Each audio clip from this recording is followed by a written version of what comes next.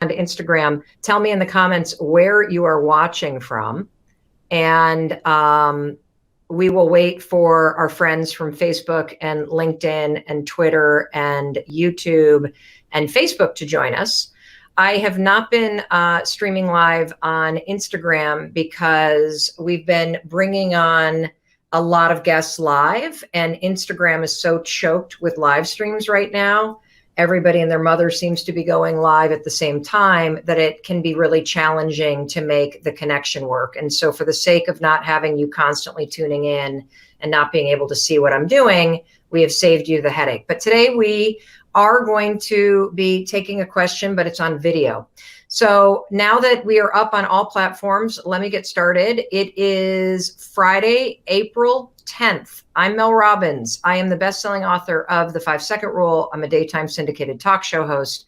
And this is a little live stream that I do every weekday at noon Eastern Standard Time. So I want to say good morning to everybody on the West Coast.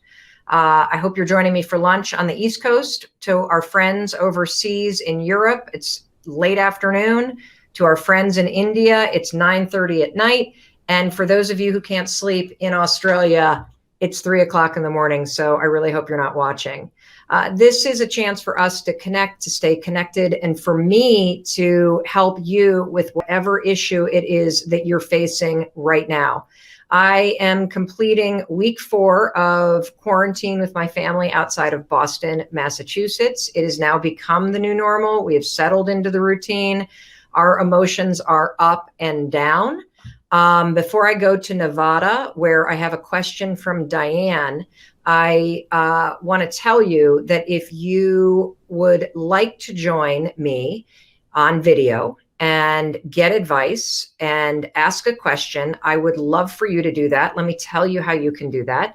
Just send an email to my team. You're going to send the email to askmel@melrobbins.com. So askmel@melrobbins.com. Tell us what the issue is. If you've got the ability to make a short video, a minute or less, describing what's going on, even better. And make sure you give us your contact information, because we are going to, starting next week, we're going to be doing a bunch of Zoom coaching and videotaping them. And it's a chance for you to schedule time to talk to me and get the support, the encouragement, and the research back advice that you need to make the small changes to take control of your day and take control of your mood. And what I want to ask you right now is 0 to 10, how are you? 0 to 10, how you doing today? One technique that I think is really important as you meet this moment, because you didn't choose to be in the situation, but you can choose how you show up. You can choose to use the time to have a season of growth instead of a season of stress. You can choose to use this to become more resilient, and having the self-awareness to really be clued into how you're feeling is where self-awareness begins. So I want to just call out and welcome people in from Colombia, from British Columbia, from Dubai, from Florida, from Texas, from Dover, Mass. I love it. That's right next door. Brazil, from Washington State, from the West Coast. I see all from Yemen, from Croatia, London, Toronto, India, Wisconsin. We are truly all Sydney, Australia. I am so sorry you're awake. Hopefully you're just getting off a shift and about to go home and go to sleep. But I want to know how you're doing, everybody. Okay. Butterfly Princess is about a 7. Welcome in from Thailand, Latvia, Southern California. Fantastic. Albania. Absolutely love seeing a global audience. Sweden. Fantastic.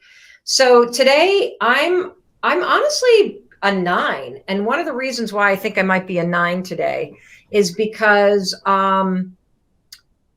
I have had a week where I was pretty low. And last night at dinner, we were having dinner. I am married, and my husband and I have 3 kids. They're 21, 19, and 15. And we do the 0 to 10 game every day at dinner. It's a way to check in with your family without having it be a cheesy conversation. 0 to 10, how you doing today?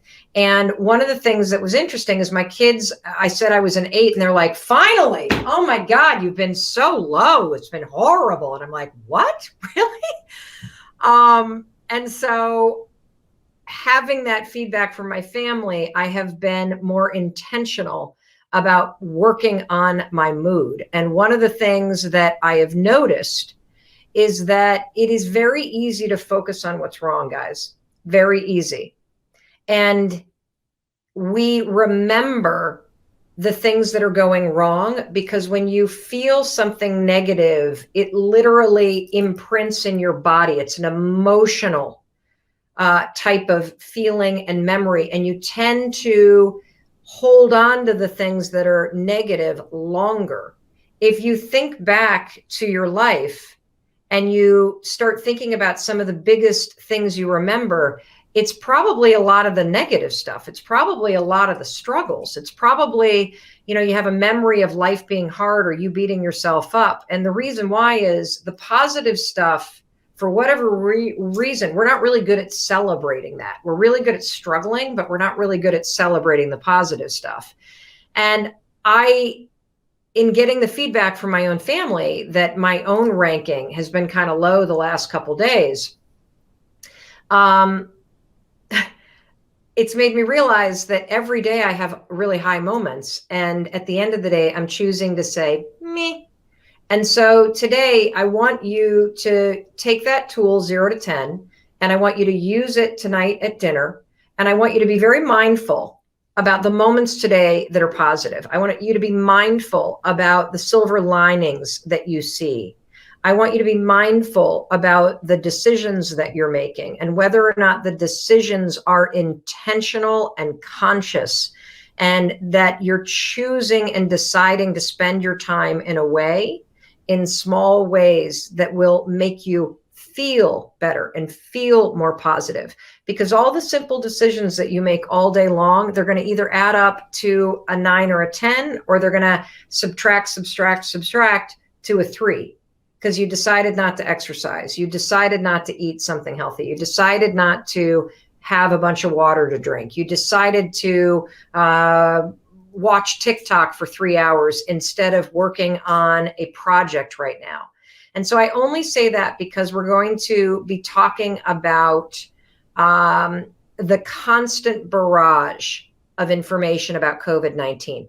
Are you exhausted by the fact that you can't escape the thoughts and the conversations around coronavirus, quarantining, the virus, contagious, isolation, that it's like a barrage?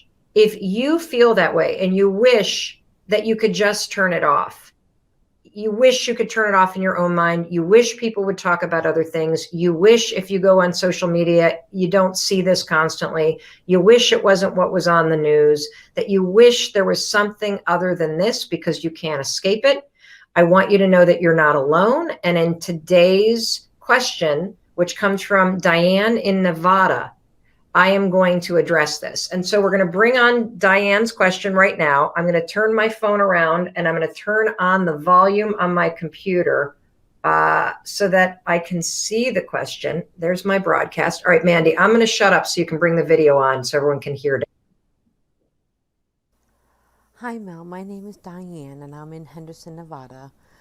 First off, thank you. What steps I've been able to take with your guidance have been huge, but I'm now facing a hurdle that no matter where I go, no matter what I do, no matter any time of the day, I don't even have to have the TV on. COVID-19, COVID-19, COVID-19. It's something that crosses your mind. You're like, the whole reason I'm staying in is because of COVID-19. It's just, it doesn't stop. And I need a moment for it to stop. How do we make it stop just for a moment? I know it's not going to make the problem go away, but I just need a break from it.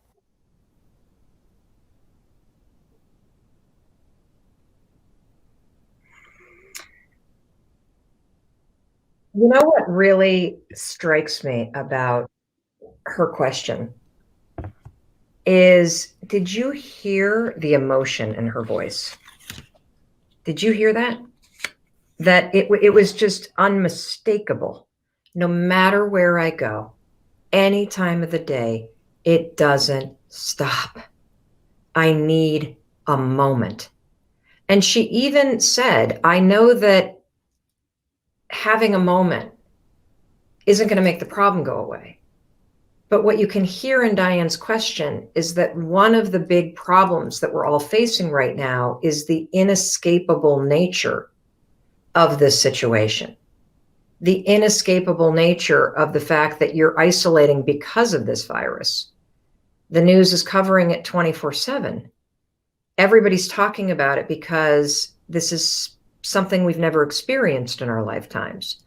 And so your life has been fundamentally turned upside down because of it. And so I have two really important strategies that you can use if, like Diane, you just need a moment. Like Diane, you wish you could somehow escape it. And the first thing that I want you to do is I want you to take out a blank piece of paper, okay? I love note cards. So you're going to take out a blank piece of paper and you're going to draw, I love Sharpies, a line down the center. And on one side, this is like a cooking show. See, it's already done. On one side, you're going to write, for those of you that are on Instagram, I apologize, but you're going to write internal barrage. And on the other side, you're going to write external barrage, because there are two different types of barrages, if that's even the right way to say it, that you're experiencing. You're experiencing a barrage from the outside world, and that is coming from the news. It's coming from conversations. It's coming from the change in your life right now. It's coming from what's on social media. It's all around you.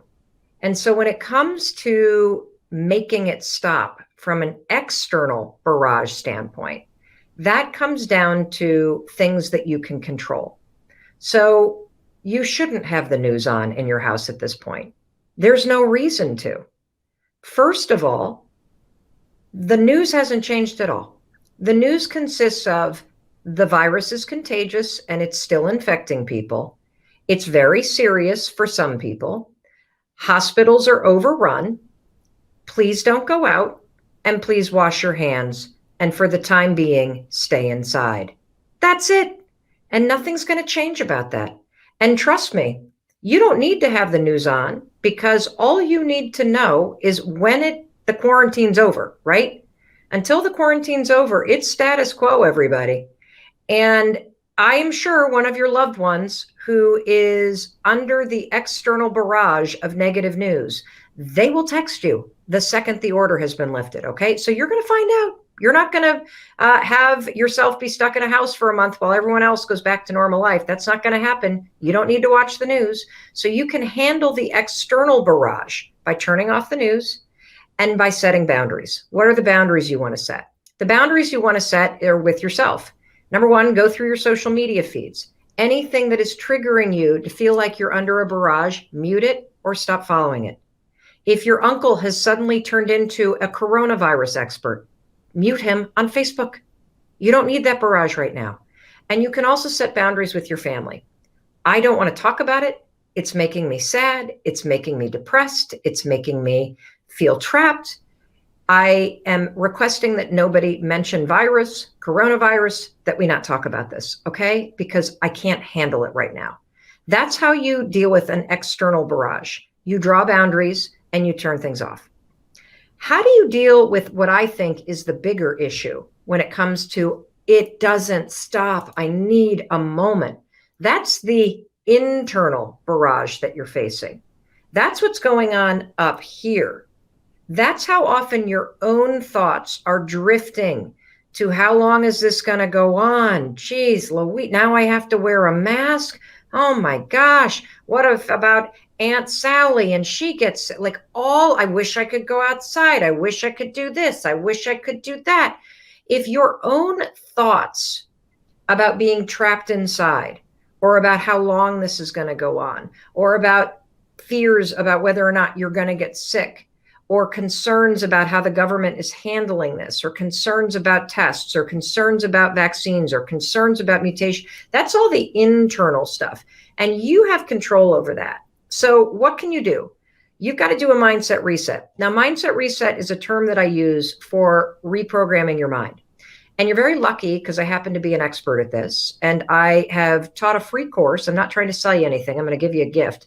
Go to melrobbins.com/mindset reset.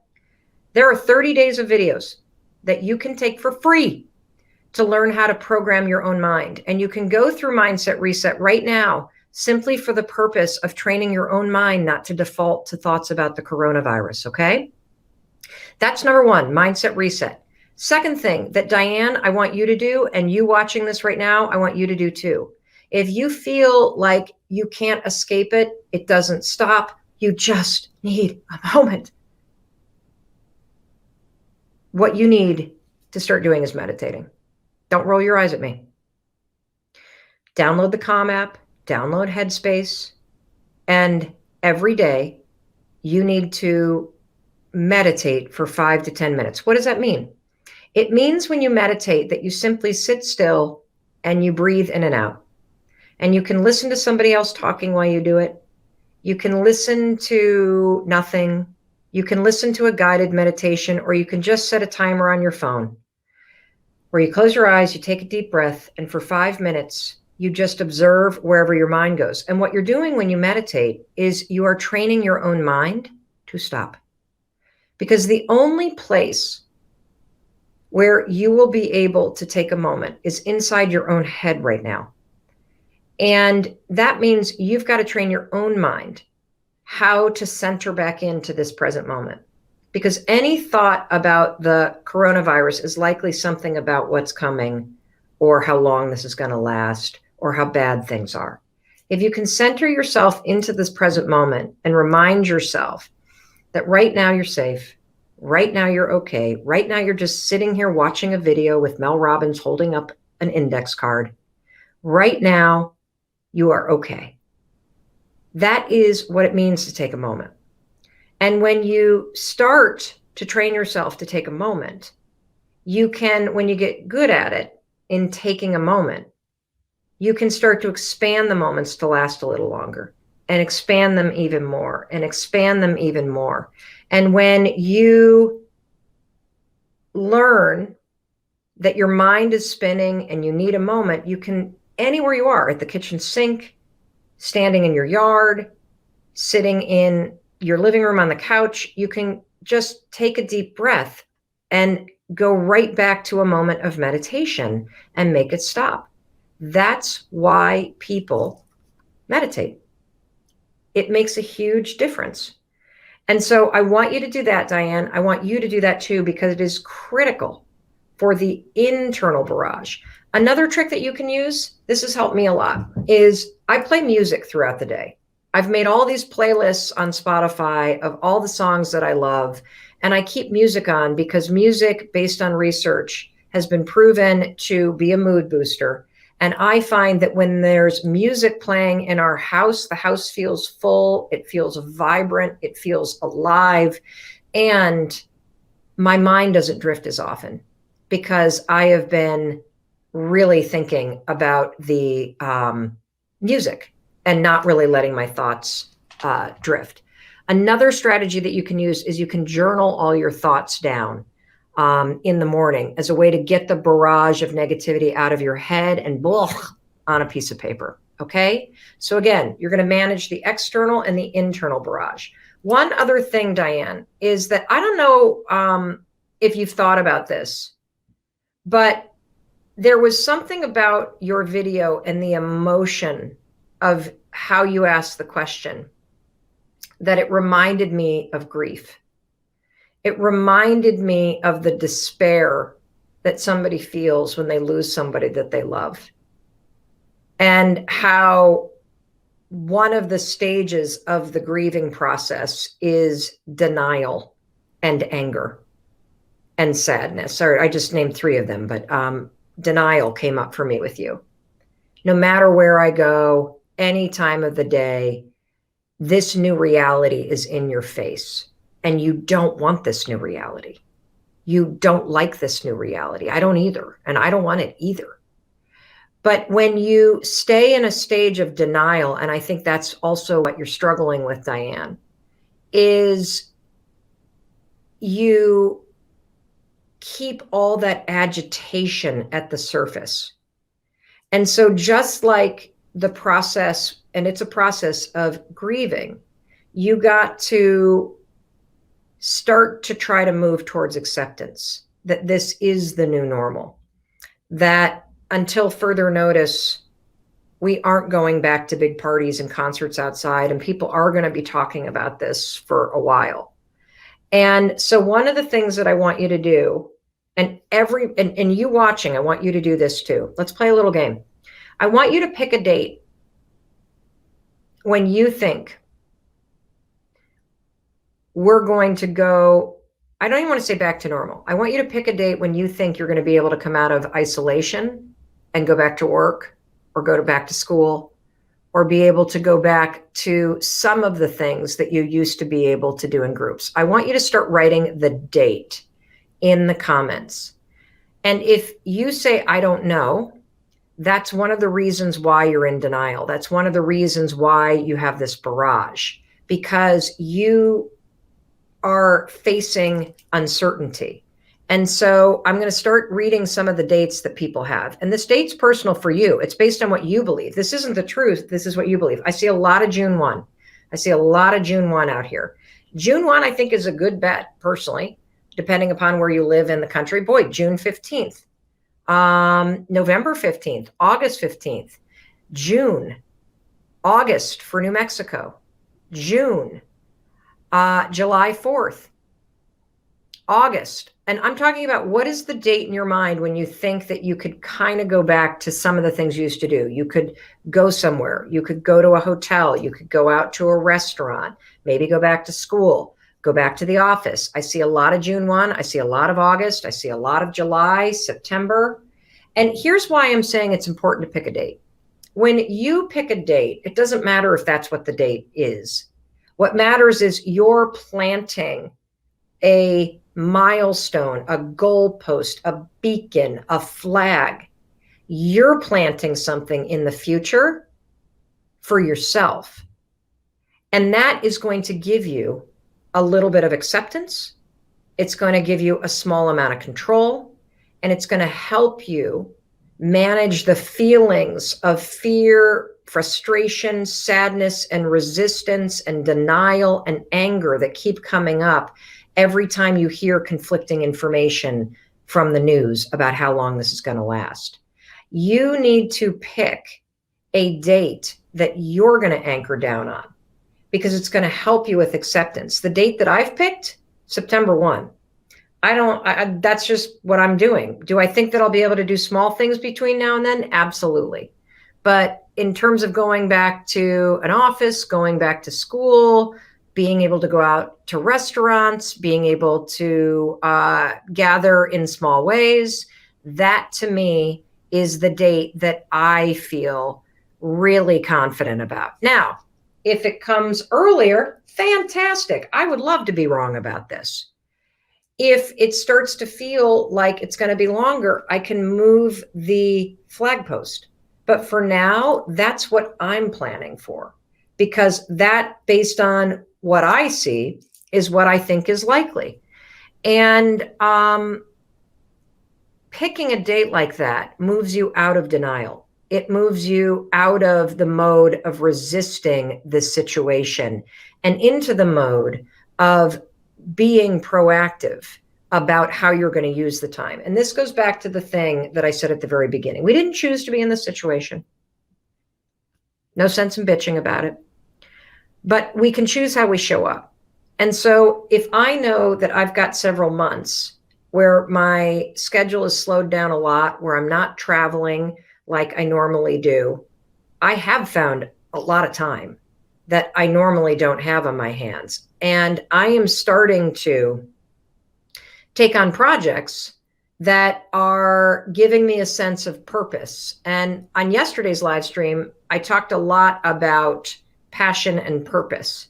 And you can find that live stream on YouTube, on Facebook, on LinkedIn, and Twitter. And it's giving me something to look forward to every day, something to work on, and a sense of passion and purpose for this temporary moment of time. I hope that helps, Diane. It makes my heart heavy to see you so sad and so stuck. But I'm hoping that when you make your little list of, oops, that's the wrong thing. Did I already throw out my prop? Only Mel Robbins could lose the prop that I just held up in front of you while sitting still at my desk. Hello, ADD. You just make your little list, internal versus external barrage. Where's it coming from? And then slowly work to take control of turning that barrage off. And as I mentioned before, you can go to melrobbins.com/mindset reset in order to take the free program that'll teach you how to reprogram your own mind. And if you're wondering, how the hell do I get a video to Mel? How do I get on a live stream with her? I want to join her on the live stream. The way that we're doing it right now, send an email to my team, askmel@melrobbins.com. Askmel@melrobbins.com. Put your question in the email. If you can shoot a quick video, a minute or under, terrific. And please give us your contact information so a person from my team can reach out, and we will schedule a time to get on the phone with you, or on a video chat with you, depending upon the question, and I'll be able to hang out on Zoom, and I will answer your question. And by the way, when you reach out, you help a lot of other people, because so many of us are feeling the exact same thing because we're going through the exact same situation together. Well, in case nobody else tells you, let me tell you before the weekend starts that I love you and I believe in you, and I'm here for you. So you let me know what you need and how I can support you, and we are going to do the best that we can to make sure you get the support you need. All right. I'll see you on Monday.